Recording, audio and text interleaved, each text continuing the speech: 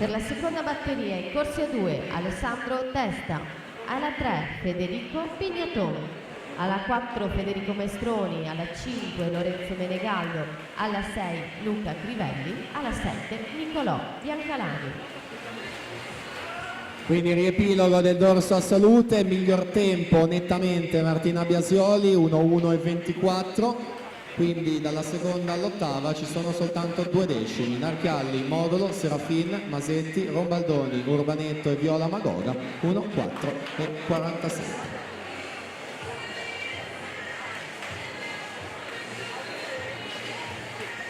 Verso la conclusione del dorso, ormai siamo agli assoluti maschi, 3 le batterie in totale, la prima si conclude in questo momento con il tocco vincente di Alan Guidi, 59:13.